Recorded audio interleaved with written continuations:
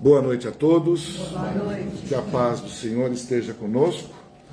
Estamos aqui no Grupo Espírita Recomeço, aqui no bairro do Jordanópolis, São Bernardo, e com muito carinho vamos dar início a mais uma noite, né? Vamos chamar de atendimento, de aula, de tudo que a gente possa ter, né, de bom para todos nós. E é sempre bom a gente estar em conjunto, falando algo, né, transmitindo para todos palavras que aconcheguem, palavras que sustentem, palavras que nos dá ânimo de nós iniciarmos um novo dia, né?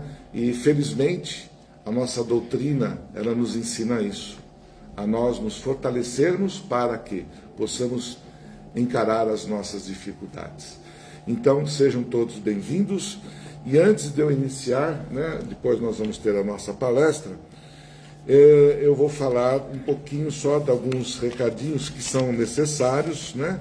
A gente fica até um pouquinho repetitivo, mas a questão das máscaras fica a critério de cada um, tá bom? Não é obrigatório. O celular, por gentileza, eu peço que desliguem, né? Ou ponham no modo avião, para não interferir nem na palestra e nem nos trabalhos da espiritualidade.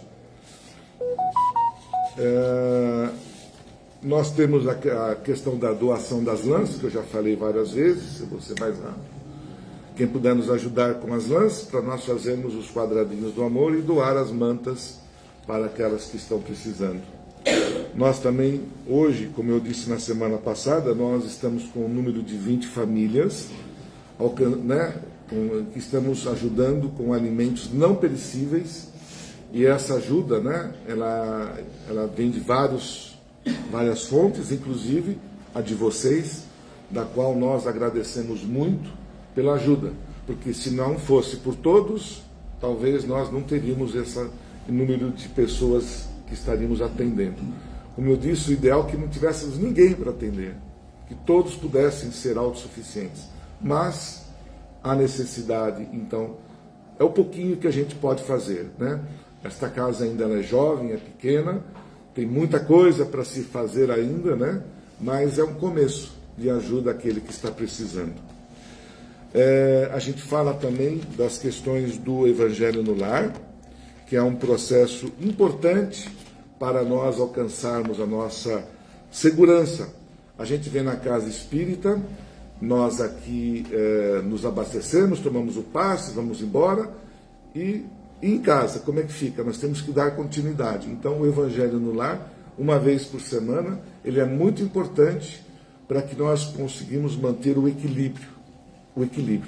A gente faz um escudo contra as interferências externas e, principalmente, as internas, que é onde a gente tem maiores dificuldades, né?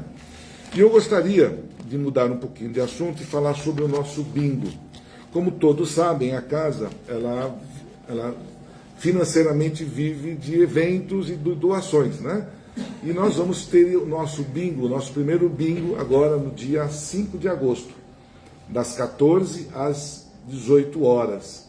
E eu vou pedir aí a ajuda de todos, se puderem participar, porque é uma forma de nós arrecadarmos, né, valores para nos mantermos aqui nesta harmonia toda, espiritual e material também, com a higiene, com limpeza, com aluguel e tudo mais. Então, temos ali na secretaria, né, nós temos ali os talãozinhos, dos quais está ali já exposto ali na secretaria, para que possam ser adquiridos. Quem adquirir já um número, tem 10 talõezinhos lá, tem um preço X. No dia a gente vai cobrar um pouquinho só diferente, mas se já puderem nos ajudar, vamos ter, né, alguns bolos, salgadinhos para servir, vai ser um chá bingo. Vamos ter chá, tá? E alguns salgados para nós passarmos uma tarde bem gostosa aqui.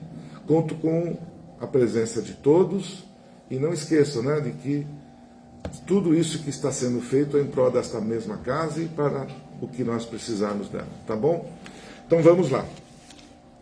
Eu peço então que a gente vá fechando os nossos olhos, né? Relaxando bem o nosso corpo físico, se acomodando de uma forma bem gostosa na cadeira, soltando os braços, as pernas, descruzando as pernas, os braços. Um coloque amoroso com Jesus de agradecimento pela oportunidade de estarmos aqui hoje reunidos em seu nome, em busca da nossa paz, da nossa cura, da nossa fortaleza, em busca de algo que estamos nesse instante precisando, seja financeira, buscando um emprego novo, em busca de conhecimentos, entrando na escola, na faculdade, ou melhorando a minha condição onde eu trabalho, me fortalecendo, para que eu possa estar, bem financeiramente, poder atuar, poder me alimentar, me vestir. Então que este momento possa ser importante para nós, porque a espiritualidade maior já está conosco desde o momento que nós aqui adentramos. E o nosso pensamento, como foi dito, ele é muito poderoso. Ele nos ajuda e nos liga ao nosso Pai maior através dos seus mensageiros, que nos escutam, que atendem, na maior parte, aos nossos pedidos. Que possamos dividir este momento com aqueles dos quais não puderam estar presentes aqui esta noite, com aqueles que estão em casa nos ouvindo, com os nossos parentes, amigos, com os nossos vizinhos, vibrarmos para que eles também possam receber todas estas energias que aqui estão sendo emanadas. Jogarmos, para cada um deles este sentimento de amor, de paz, de serenidade, de fortalecimento. Que possamos vibrar por aqueles que estão nos hospitais, nas creches, nos asilos, aqueles que se encontram nas prisões, os andarilhos também, que a nossa corrente de amor possa alcançar a todos esses que nos ouvem e que estão se preparando para um dia melhor. Agradecer por aqui estarmos e por nós mesmos, para que possamos estar cada dia melhores, fortalecidos naquilo que acreditamos, fortalecidos na nossa fé, para que nós possamos enfrentar a qualquer dificuldade que possa nos abater, ou que possa nos incomodar e não vão conseguir, porque nós estamos fortalecidos, estamos com os nossos conhecimentos, com os nossos ideais, com a nossa paz.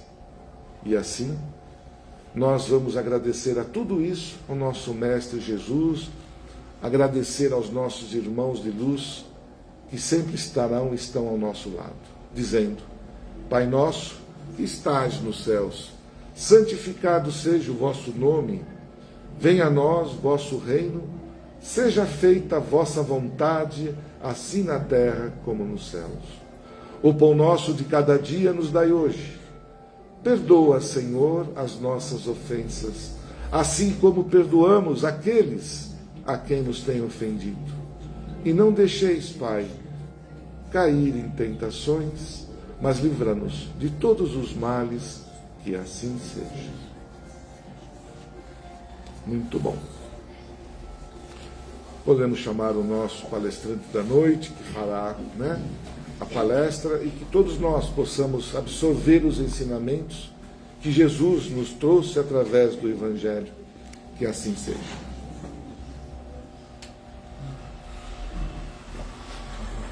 Você faz um ensinamento comigo, por gentileza?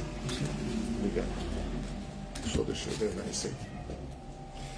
Uma boa noite a todos e até uma próxima oportunidade.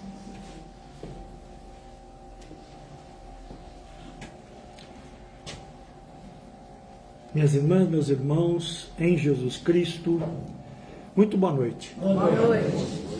Que cada um de nós se sinta envolvido pelo Mestre Jesus Cristo, no calor do seu amor, na luz da sua paz, e que todos permitamos do fundo do coração que Ele seja para nós o caminho, a verdade e a vida. O tema que devemos desenvolver hoje se encontra no capítulo 12 do Evangelho segundo o Espiritismo. O título do capítulo é Amai os vossos inimigos. Eu vou fazer uma rápida referência aqui ao substrato do Evangelho de Jesus, de onde foi tirado o título do capítulo, especificamente, porque eu acho de extrema importância. Ele diz assim, em Mateus capítulo 5, portanto, dentro do Sermão da Montanha, a partir do versículo 43. Aprendestes que foi dito, amarás o teu próximo e odiarás o teu inimigo. Eu, porém, vos digo, amai os vossos inimigos. Fazei o bem aos que vos odeiam e orai pelos que vos perseguem e caluniam, a fim de serdes filhos do vosso Pai que está nos céus, e que faz se levante o sol para os bons e para os maus, e que chova sobre justos e injustos. Essa passagem, para mim, ela é extremamente significativa, porque Jesus fala da nossa necessidade de sermos filhos de Deus. E vai parecer uma coisa meio doida que eu vou falar, mas assim, Deus já é nosso Pai. Mas para que a gente possa ser filho dele, a gente precisa se enquadrar nessa condição de filho. E a forma como Jesus escolheu para nos explicar o que nós devemos fazer para sermos, nos tornarmos filhos de Deus, foi lembrar dos inimigos. O que é um inimigo? O inimigo é uma pessoa que não gosta da gente, verdade ou não é? É uma pessoa que não tem apreço, que não tem consideração, que não tem vontade de conviver com a gente necessariamente. Às vezes até convive, mas não gosta. Se pudesse, tomaria providências para que essa convivência tivesse uma interrupção. O inimigo, geralmente, a característica principal dele é querer o nosso mal. É ou não é? De alguma forma, um inimigo, por conta de tudo aquilo que a gente acabou de falar, que é o nosso mal. E Jesus está aqui dizendo, com todas as letras, com todas as certezas que a gente pode ter, que para que a gente seja filho de Deus, é necessário rever aquilo que está no Antigo Testamento, porque quando ele fala, logo no começo, né? Aprendestes que foi dito, depois dos 2 pontos aqui, ele está colocando palavras do Antigo Testamento. Palavras de Moisés, que naquela época dele era o autor daquilo que os judeus chamavam de lei. Que lei é essa? A lei de Deus. Moisés registrou nos 5 primeiros livros do Antigo Testamento, quer dizer, hoje é Antigo Testamento para nós, na época de Jesus simplesmente Escrituras, porque não havia ainda o Novo Testamento, lógico, né? Moisés registrou nos primeiros 5 livros das Escrituras aquilo que os judeus chamam até hoje de Torá. Torá quer dizer lei. Então, nos primeiros 5 livros do Antigo Testamento se encontram 163 mandamentos. Que mandamentos são esses? De Deus para os seus seguidores, para o povo eleito. 163. Um deles Jesus citou aqui. Amarás o teu próximo e o teu inimigo você vai odiar. Mandamento de Deus naquela época. Não vou entrar no mérito. Jesus chega e, como eu gosto de brincar, ele passa régua nesse mandamento, não é? Moisés falou, ama o teu próximo e odeia o teu inimigo. Eu, porém, vos digo, olha só, do alto da sua mais absoluta propriedade, da sua autoridade, Jesus descaracteriza o mandamento da lei de Moisés, deixando muito claro que não é para odiar o inimigo. Pelo contrário, é para amar o inimigo. Fazer o bem àqueles que nos perseguem, orar por aqueles que nos caluniam e nos degradam. Amar. É importante que a gente lembre, né, que ele está mostrando aqui que a gente deve fazer isso para poder ser filhos de Deus, para que sejais filhos do vosso Pai que está no céu. Por quê? Porque Ele que está lá no céu, Ele faz nascer o sol sobre bons e sobre maus, e faz vir a chuva sobre justos e injustos. O que Ele está dizendo com isso? Ele está dizendo que o amor de Deus não faz distinção entre pessoas. Está claro? Deus não olha o que a gente faz, porque Ele trata todos da mesma maneira. O sol nasce para bons e maus e a chuva vem para justos e injustos. Ele não faz diferença. E para que a gente seja filho de Deus, precisamos amar esses injustos que nos perseguem e caluniam, que são eles, para nós, nossos inimigos. Precisamos amar aqueles que se dizem nossos inimigos, para que a gente possa entrar na mesma faixa vibratória de Deus, que ama a todos da mesma forma, independente de serem bons ou maus. Mas isso é verdade mesmo? O Cristo está falando aqui. Alguém vai colocar reparo nisso que ele está falando? Mas é lógico que é verdade. Porque para Deus todos são os seus filhos. Para Ele todos são filhos, bons e maus, criminosos ou não, beneméritos ou não. Todos são filhos dele. Por um motivo simples, Ele criou a todos. Exatamente da mesma forma como a doutrina espírita explica. Todos foram criados do mesmo jeito, simples e ignorantes. Todos com o mesmo potencial para poder se autodesenvolver. E todos, absolutamente todos, com o mesmo destino. Todos vamos um dia chegar a sermos aquilo que o Cristo é em Jesus.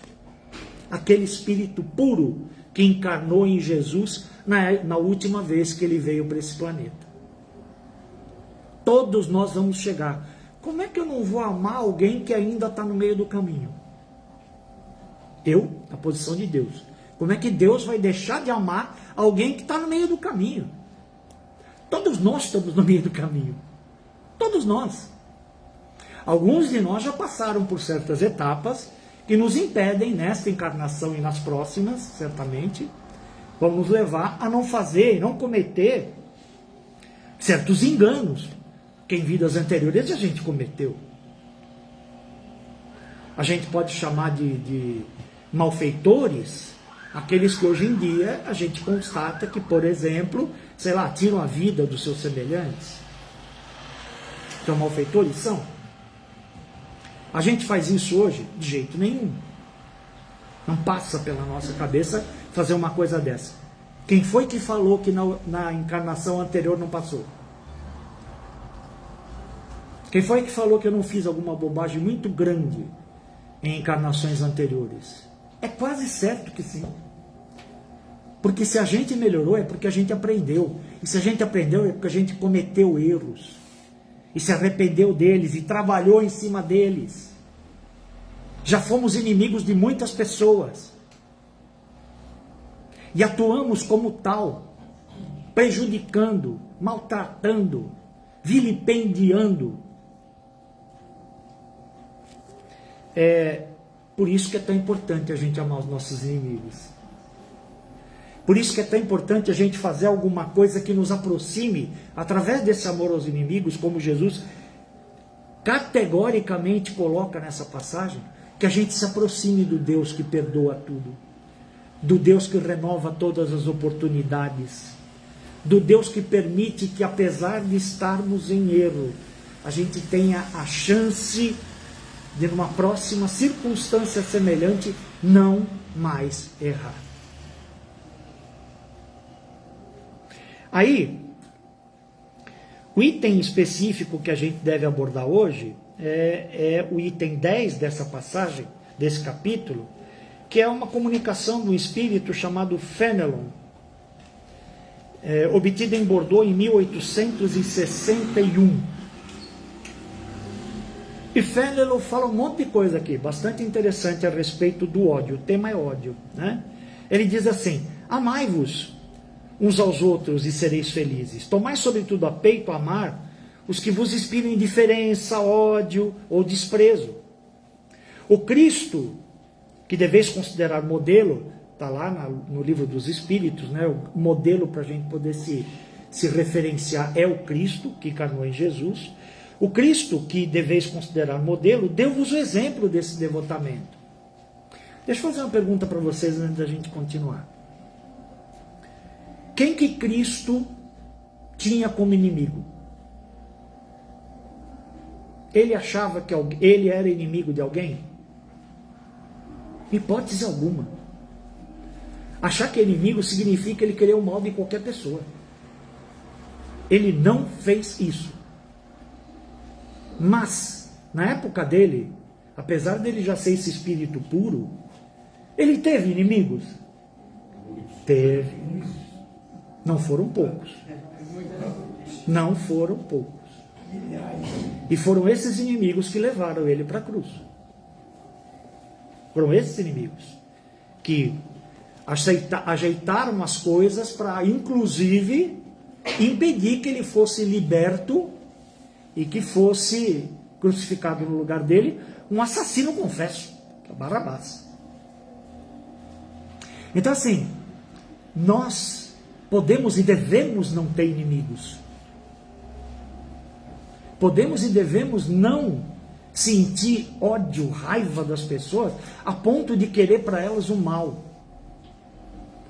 Mas isso não vai nos impedir de termos inimigos contra nós. Está claro isso?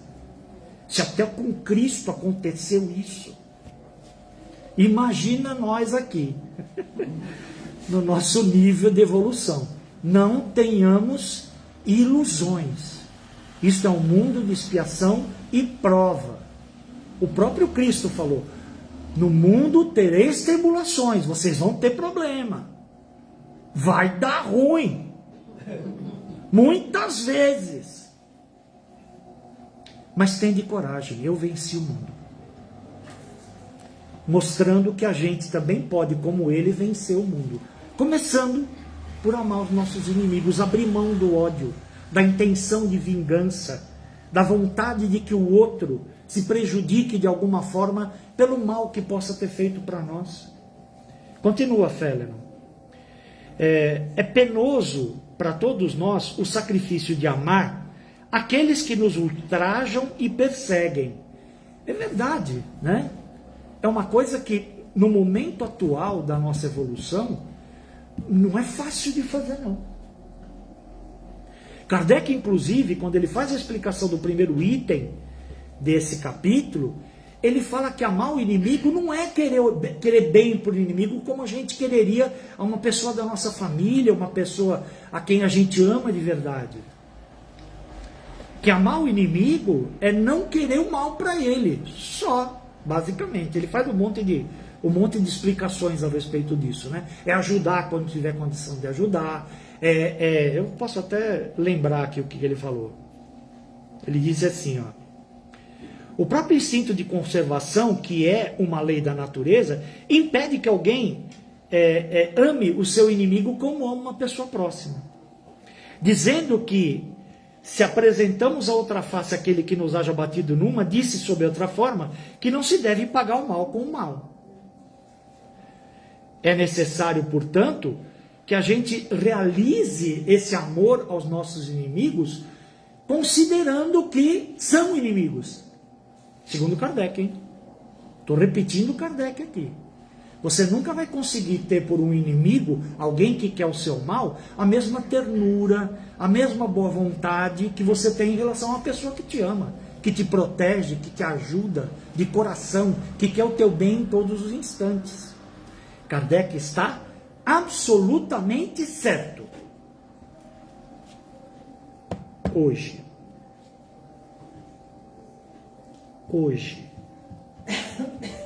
Porque quando Jesus falou para a gente amar o inimigo, é para amar como irmão. De verdade. Como ele amou. Ah, mas a gente, Kardec falou o contrário. Falou, porque ele sabe como é que nós estamos hoje. No atual estágio evolutivo que a gente se encontra, a gente ainda não consegue amar o inimigo como Jesus ama. Mas todos nós vamos chegar lá. Vamos amar o nosso inimigo como o irmão que ele é. Porque ele é um irmão. É filho do mesmo Pai, Jesus, que disse isso.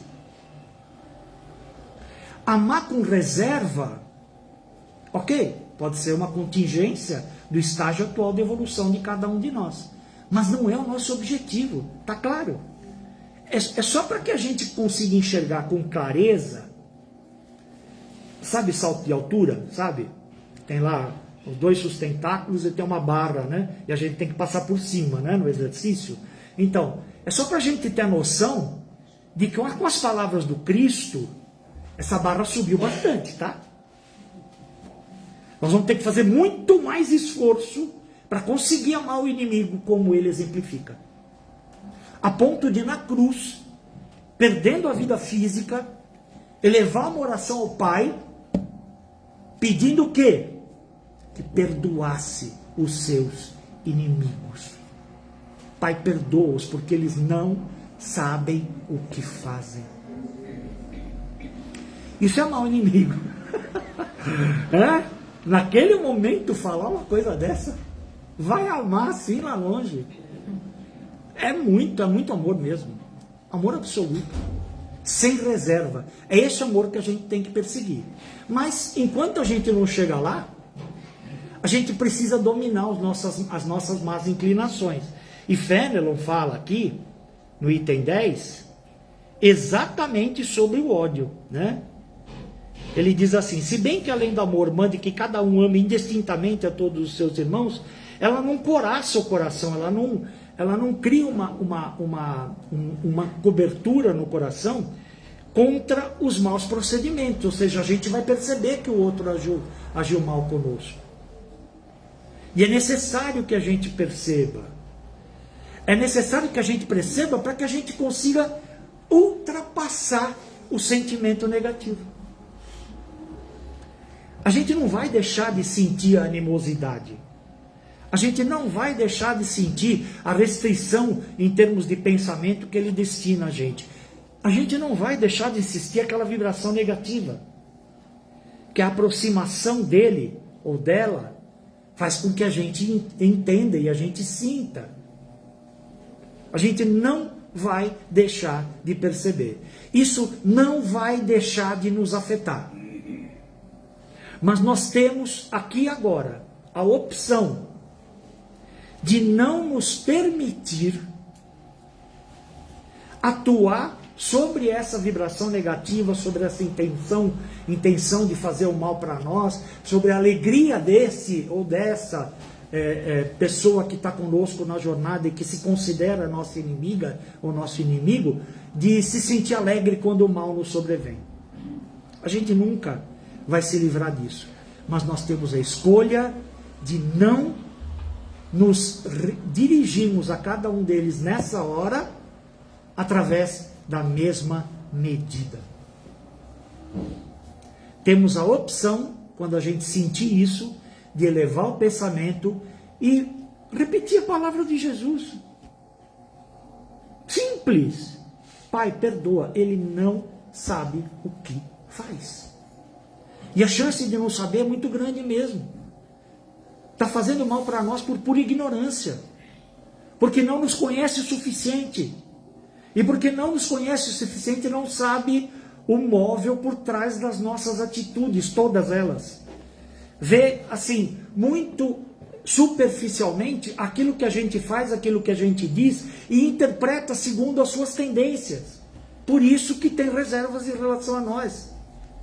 Mas é alguém que não sabe o que está fazendo, porque não nos conhece completamente, como Cristo conhecia a natureza humana de todos aqueles que o perseguiram e que o levaram para a cruz. Precisamos e devemos considerar isso, né, no momento em que a gente passa. Precisamos considerar a altíssima importância de realizar em nós, nas circunstâncias em que isso se mostrar presente, que é essa animosidade, essa percepção da intenção do outro de fazer mal para nós, de se alegrar com o mal que nos sobrevenha. Nesse momento, a gente exercitar uma coisinha chamada perdão. Relevar. Ajudar a gente mesmo a não carregar conosco, através de um pensamento negativo, o peso daquele mal que aquela pessoa nos quer fazer, por ser nosso inimigo. Porque o tempo inteiro em que a gente fica com intenção de devolver o mal que foi feito, de mostrar para ele o quanto ele está errado, de pensar errado de nós, o tempo inteiro que a gente tem qualquer tipo de intenção negativa, que não seja perdoar, a gente está o tempo inteiro carregando o mal que aquela pessoa quer contra nós, conosco. A gente só deixa de carregar o mal quando a gente perdoa. A palavra perdoar, não sei se vocês sabem disso, mas ela em português é assim, em inglês é assim, em alemão é assim, em italiano é assim, em sei lá, qualquer das grandes línguas, né, que a gente está um pouco mais acostumado, francês é a mesma coisa. A palavra perdoar tem dois componentes. Um prefixo, que é per, e a palavra que vem depois, que é doar. O que é doar? Entregar. Em inglês é a mesma coisa. Prefixo for, e a palavra que vem depois é give. Forgive em inglês é perdoar. O que é give? Dar. Em alemão a mesma coisa, eu não vou saber traduzir aqui agora, mas é sempre a mesma coisa. Em latim é per, a palavra prefixo, e donare. Donare, que é a mesma coisa que em italiano, é doar. Na verdade, gente, o prefixo per é um prefixo que designa totalidade, plenitude, absolutismo. Então, quando eu falo em perdoar, eu estou doando a mim mesmo aquela pessoa integralmente. Tem um sentido nesse perdonar, e nesse perdoar, nesse forgive, que é o mesmo sentido em que língua que é? Agora não vou pegar. Demitere. Demitere em latim. É o mesmo sentido. A palavra demitere é uma palavra que a gente não gosta muito, porque ela tem uma tradução em português que a gente associa com coisa muito ruim. Demitere. Demitir. Mandar embora. Despachar. Fora, vaza. Quando a gente perdoa de verdade, a gente despacha o outro. A gente permite que o outro se liberte de nós, do nosso rancor, da nossa vontade de revidar ao mal que ele nos fez. A gente liberta o outro. Perdoar é libertar o outro de tudo aquilo que eu poderia ter de pensamento negativo para ele. E adivinha o que acontece quando a gente liberta o outro? A gente se liberta. Sente leve. Completamente a gente se liberta. E quando a gente se liberta, a gente não liga, a gente não atende, a gente não se conecta mais com o mal que aquela pessoa tenha a intenção de nos fazer. O mal vai embora junto, mesmo que ela não nos perdoe. Mas o mal fica com ela, não pega, não fica aqui. Olha como isso é inteligente. Olha como Jesus, inclusive na oração dominical, utilizou essa palavra exatamente com esse sentido, de demitere. A palavra não foi só perdoar, doar-se integralmente, foi demitere. Foi entregar totalmente a vida para o outro para que ele faça com ela o que ele quiser. E se alguma coisa tiver no nosso alcance para ajudar essa pessoa a melhorar, porque a gente se livrou de toda a carga, de todo o negativismo, vai ser muito mais fácil ajudar, percebe? É difícil porque o negativismo da pessoa fica com a gente. Porque o ódio da pessoa repercute em nós. Por isso que é difícil. Quando a gente tiver essa noção de libertação e exercitar isso no nosso dia a dia, nós vamos conseguir amar o nosso inimigo da forma como Jesus cita. Porque não vai ser um sacrifício imenso amar alguém que não me quer bem. É só libertar ele do mal que eu gostaria de repercutir para ele em relação ao que ele repercutiu para mim. Percebe? É um exercício, lógico que é um exercício. É lógico que é um exercício. É algo que nós precisamos praticar. Mas podemos começar com coisa pequena. Sei lá. Um olhar que alguém tenha dado meio torto pra gente no ônibus, por exemplo.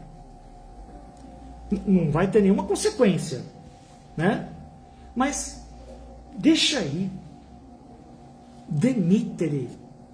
Vai, leva. Vai com Deus. Se eu puder retribuir com um sorriso o olhar malfeitor, melhor ainda, desde que não pareça que é, né, uma resposta mal enviesada, né? Ele vai ficar sem jeito. Mas vai ficar mesmo, não tem dúvida. Se vier do coração, não tem dúvida que vai. Mas a gente não tem que fazer para chocar a pessoa, para colocar numa má situação. Tem que fazer para a gente se libertar. Para a gente se libertar. Para não carregar mais aquilo com a gente. Quantos de nós tem algum tipo de problema durante o dia que acontece, sei lá, na segunda meia hora do dia, e quando a gente vai deitar de noite, 11h30 da noite, aquilo está na nossa cabeça. Verdade, não é? Nós estamos carregando aquele mal porque a gente escolheu. Escolha libertar. Escolha entregar. Escolha pedir perdão por ele ou por ela. Como Jesus exemplificou. E é certeza que fazendo isso, nós vamos estar muito melhor. Inclusive fisicamente. Porque muitas doenças têm por fonte as vibrações negativas que nós carregamos em nós por causa do que nos fizeram. Libertação é o caminho para a gente poder ser verdadeiramente filhos do nosso Pai que está no céu. Vamos então, mais uma vez, aproveitar esse momento,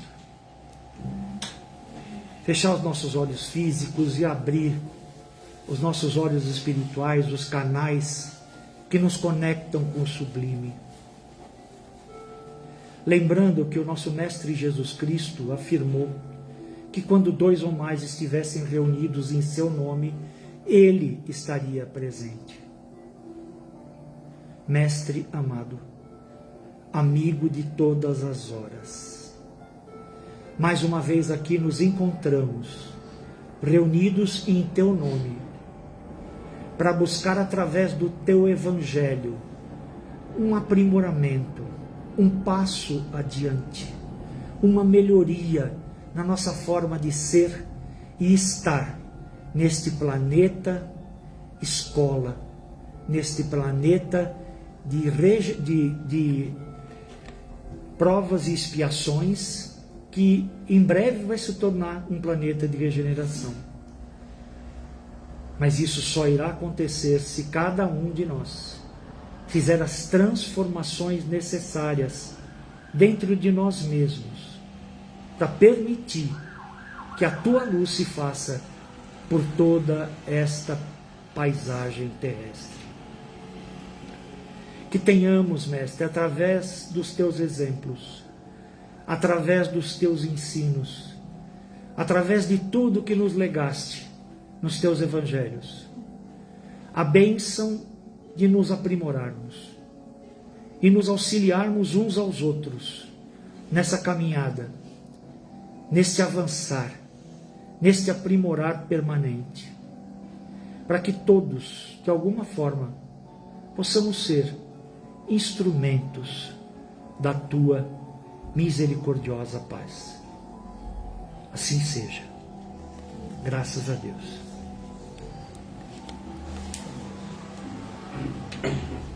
Obrigado, meus irmãos. Deus nos abençoe. Obrigado.